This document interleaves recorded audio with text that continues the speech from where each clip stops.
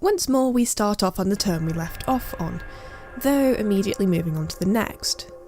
To the north, a forgotten diplomat continues to wander through the wilds.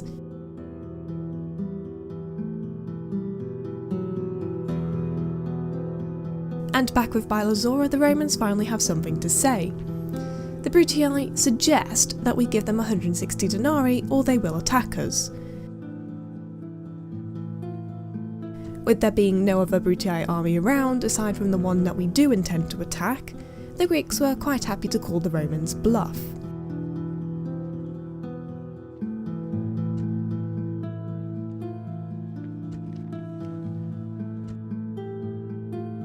The Roman Senate try the same, though they really rock the boat with their demand of a whole 230 denarii. They too are denied. As expected, the Gaul besieges Salona, and it certainly won't be the last time either. And pirates continue to harass any fleet they can find. Hero finally catches up with Lentulus. The Brutii boys' army had numbers, but a majority of that were made of the Tarentan peasants and mercenaries that Lentulus had scraped together, and while he was a good commander, it wouldn't be enough to save him. Taking advantage of the steep hillside, the Greeks positioned themselves high above the Romans, the Cretan archers easily firing down and decimating the Romans' front line. The peasants made up a majority of one flank, and sensing his opportunity, Hero thunders down the hill, charging into the peasants and causing them to rout. He is quick to move on to the surrounding groups. The poorly armoured men don't last long. With the archers soon running out of arrows, it was time for the Spartans to descend. Not much of the Brutii army remained, with a majority fleeing by the time the Spartans come into contact with them. Soon enough, all that remained were fleeing men, and the mop-up crew were engaged. Lentulus was able to escape the battlefield, but with the disgrace and shame from that battle, he disappeared into the night, never to be seen again. Hero also welcomed a shield-bearer into his fold of companions. In the north, two assassins begin their journey of target practice. Theophrastus makes the first move and takes down a rebel captain. The odds were against him, but he completed the job. His colleague was not far behind. With the Romans finally dealt with, Hero moves to deal with the Gaul, hopefully for the last time. From Sparta, a team of trained armoured hoplites move for Apollonia, not wanting to risk the trip via sea with the increase in pirate attacks. The new year passes without any major events occurring. Seeing the approach of Hero, the Gaul lifts their siege. Hero's second son has also come of age.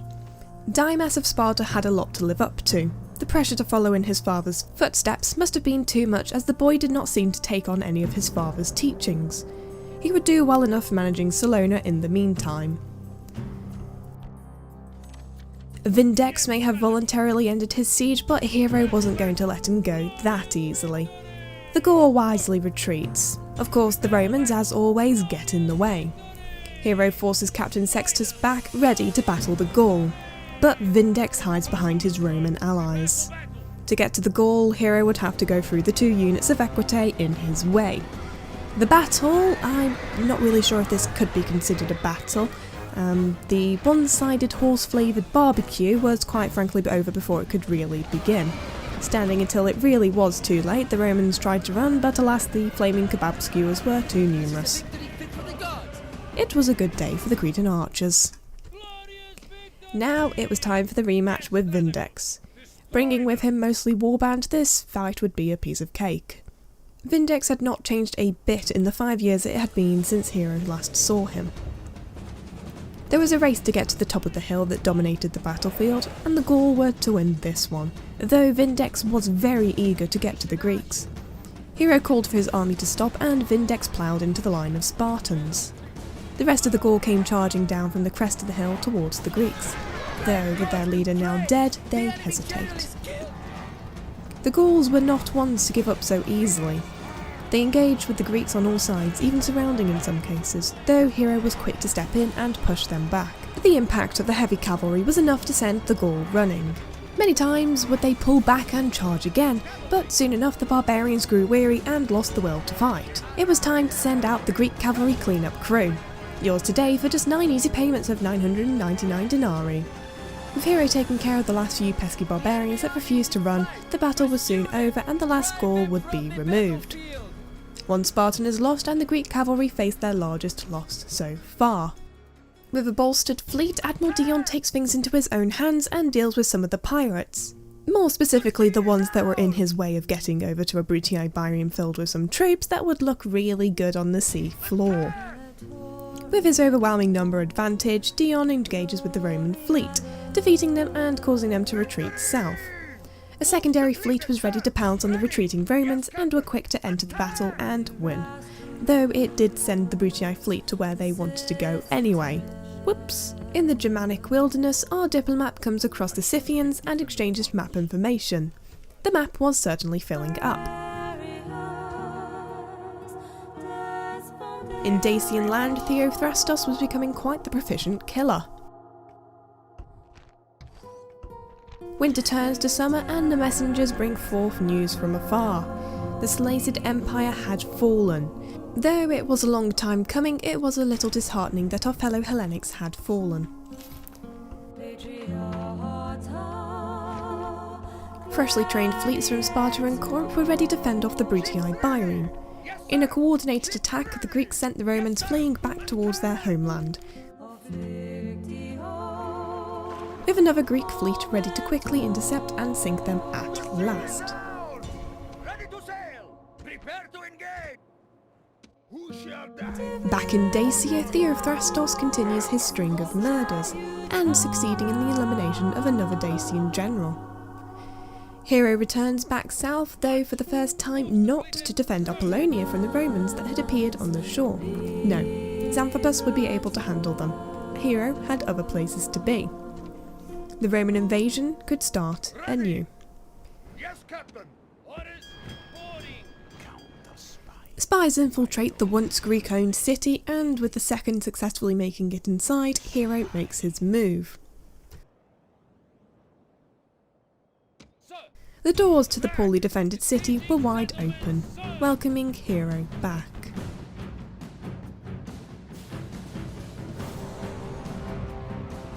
Spartans and Cretans are lined up before the gateway. Marsilius, the brave yet stupid man, placed himself on the front line of defence, and the Cretans made sure he knew of his mistake. Not many of his horsemen made it back to the plaza alive. With the way cleared, the Spartans could advance. The Cretans were eager to make sure no one got in the way of their frontline advance. The tired war dogs were quick to fall under the hail of arrows.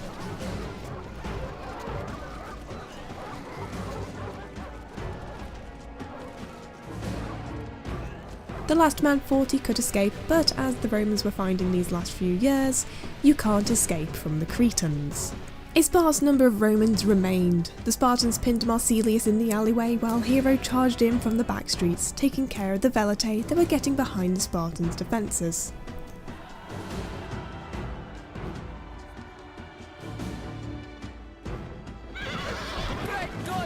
With the general down, the rest followed not long behind, and Hero regained his Roman city, with a loss of 4 Spartans.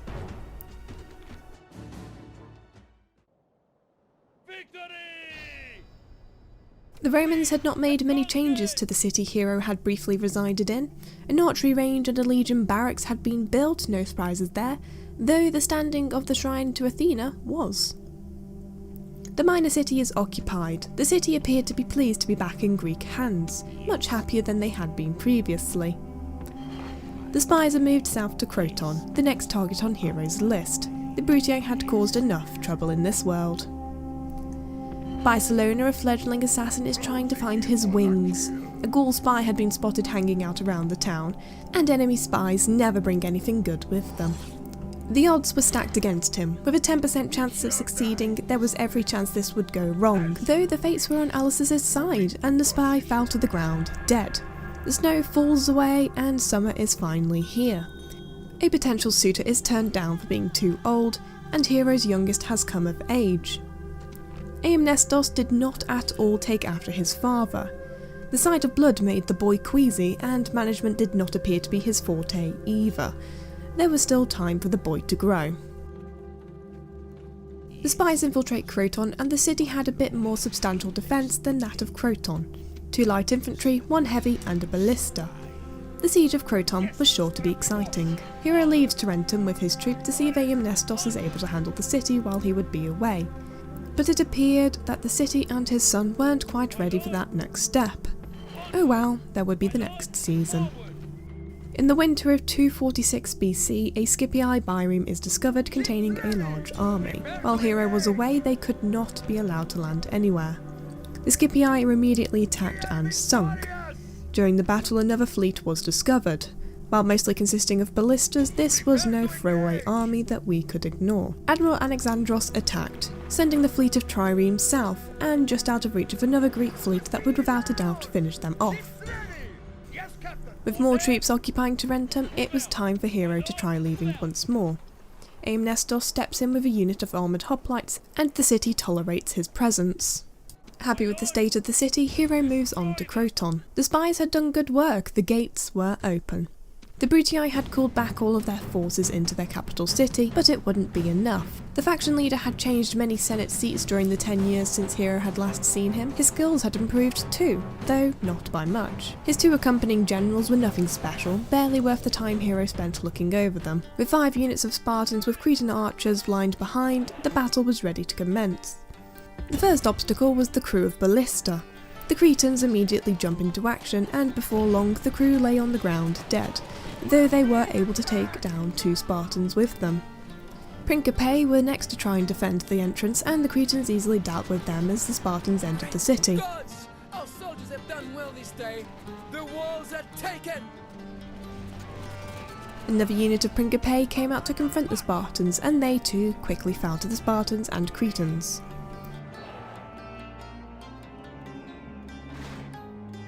With the last of the Spartans entering the city, the Cretans could now join them.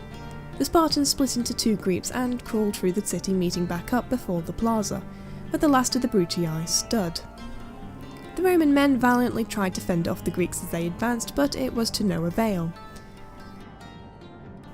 The Spartans crowded into the small street, and the now in position Cretans began firing down on the plaza, drawing any and all units towards the ready Spartans. The Roman generals enthusiastically charged into the fray, and their commanders were quick to fall to the might of the Spartans.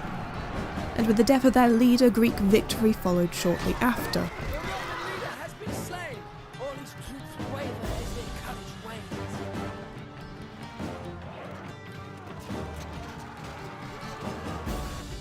A lot of men were lost in the battle, but the Brutii capital was now in Greek hands. To mark with a song or two.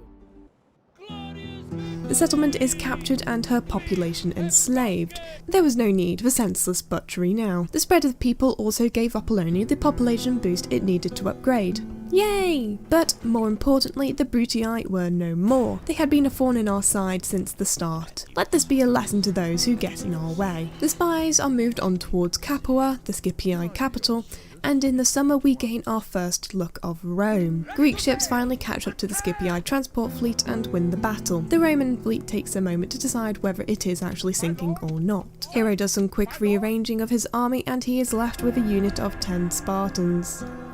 The seasons change once more, and in that time of transition the Thracians return to us once more. Offering trade rights and map information we gladly accept. Before the diplomat left though, we stopped him and offered a new deal.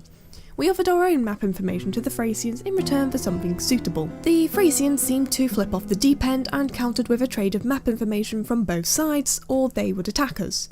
A bit extreme, but alright, calm your tits. In Capua, an assassin brought over from the mainland tries his hand at taking out some generals. Cat-stor would shape up to be a fine killer if he keeps up like this. One of the spies makes it into Rome, and the Roman capital did not look the most defended. With an army arriving in the summer from the mainland to take up residence in Croton, it was time for Hero to move on to the next Roman city. Cat-stor had a plethora of targets to choose from, though after much consideration he decides that it's Flavius' time to die. Entering the city with the help of Telemacho the spy, Cat-stor slits Flavius' throat in his sleep, disappearing into the night without a trace. With another large Gaul army arriving from the north, Dymas leaves Salona for Apollonia. There would be no way he could hold the town in the event of a siege. Better to run away and live another day.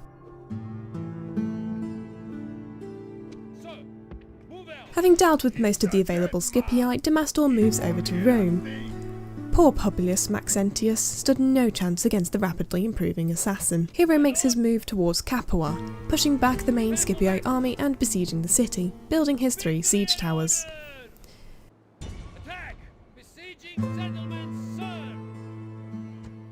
With the way paved by their spy, the Gaul besieged Salona. Let us hope that they fail to get the gates open.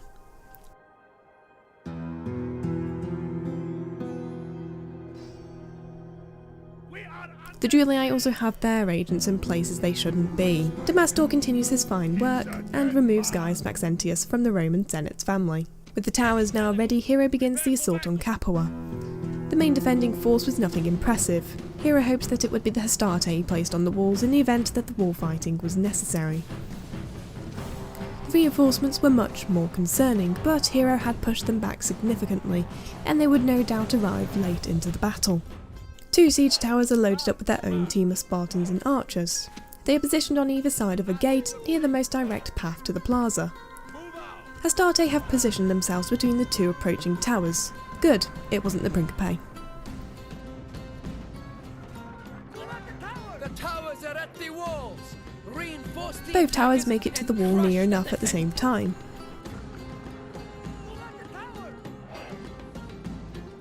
The Hastarte were quick to get into combat with the emerging Spartans, and after securing the surrounding towers, the second group of Spartans come running into the rear of the Hastarte and caused them to break.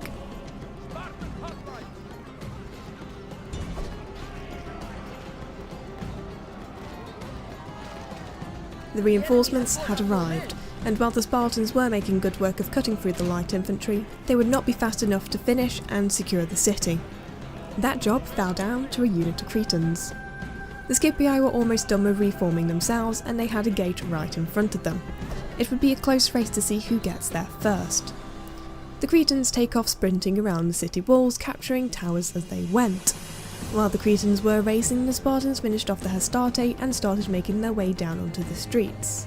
The Cretans made it to the gates in time, locking the Scipii out of an easy entrance. Only 1 Roman gate remained, and the rest of the Greek army was stationed right in front of it. The walls that the Romans once hid safely behind were now turned against them, the guard towers firing down on them as they tried to enter the city. The cavalry were the first to make it around to the front. The Cretans ensured that even more would not make it into the city alive. With the Roman general passing by and the infantry not far behind, the rest of the Greek infantry moved to intercept the enemy infantry.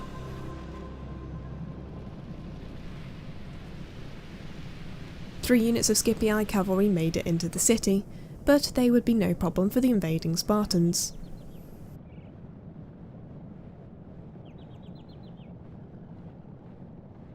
The Greeks get into position and the Roman infantry stop in place, before reordering their line to spread out from the wall.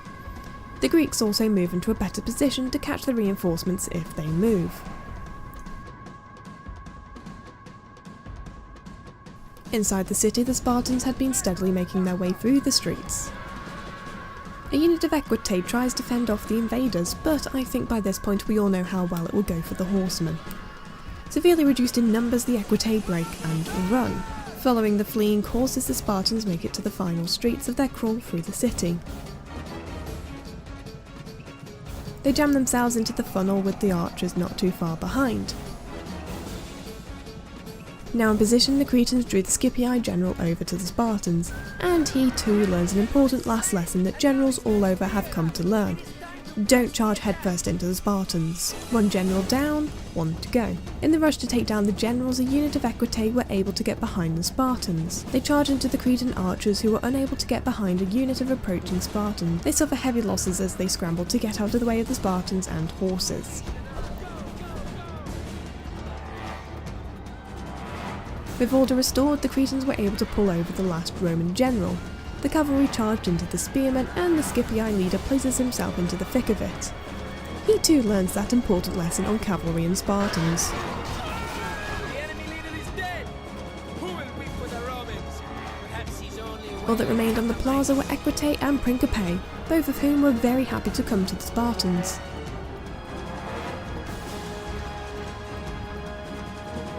Very soon, they too fell.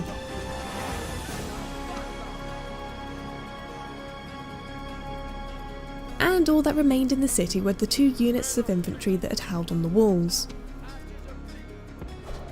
The Spartans moved to block up the street, but they don't make it quite in time, and while the Principae were quick to break, they were able to slip past the Spartans and wrench back control of the city. The last remaining men are easy to deal with.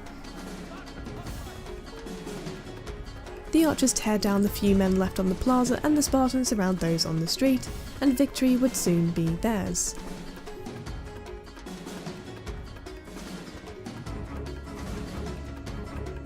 In the meantime, a separate unit of Spartans had split off and scaled the walls, going around and taking control of the rest of the towers, more specifically the ones surrounding the reinforcement army.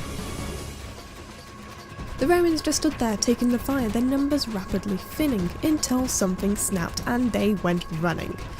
Racing forth, they were quick to surround the small Greek force. With the plaza now cleared, they have 3 minutes to wreak as much havoc as possible. The arrows from the Cretans were able to break 2 of the approaching units, but the rest weren't put off. They charge in and the Greek unit is scattered, the Cretans running in all directions and the Spartans trying to catch the Romans. Hero races over, slamming into the infantry, breaking them as soon as he comes into contact with them. He moves around the battlefield supporting his Spartans and protecting his weaker, squishier units.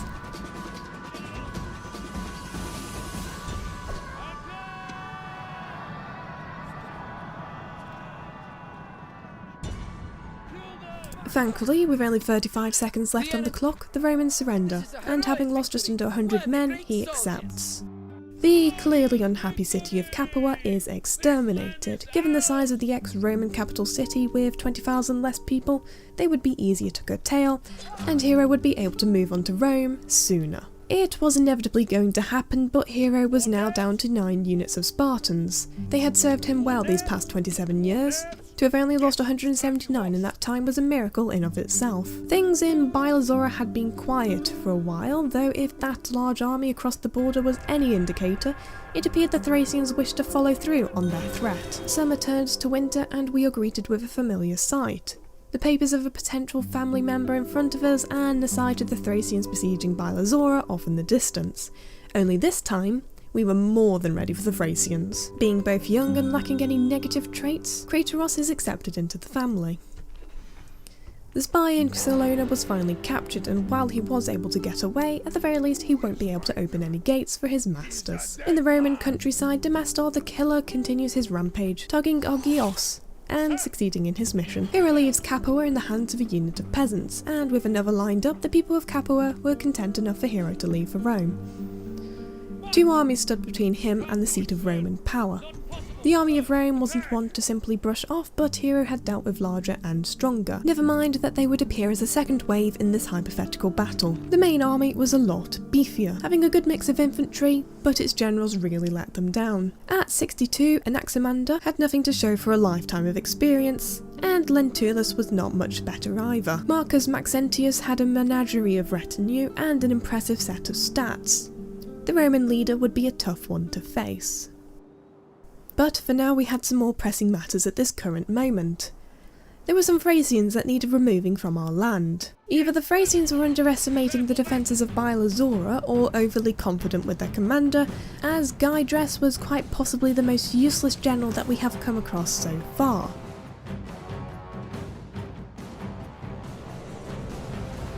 Archers are placed onto the walls favouring the right side, as the AI during a sally will almost always go up and to the right. The battle begins and the Thracians move just as predicted, with the archers firing down on them as they pass by.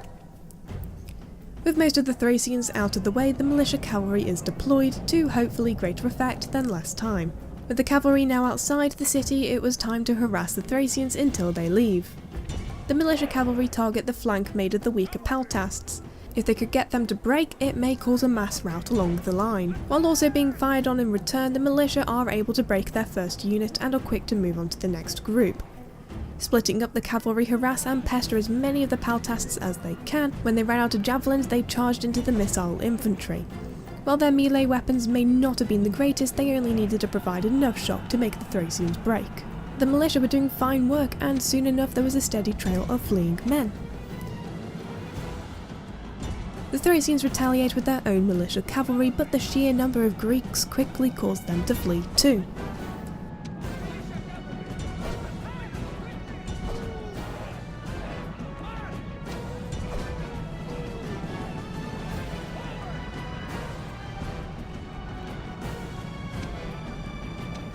The general steps in and 210 of the weakest cavalry charge and surround Guydress, breaking his bodyguard's morale and sending them running.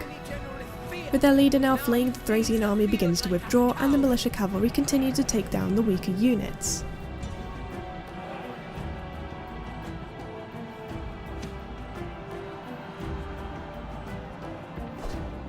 With their backs now turned, the militia try taking down the phalanx pikemen. On the other side of the battle, Aristonitos chases down the running general. Unfortunately for the militia, the pikemen hear them coming and turn around in time to defend themselves.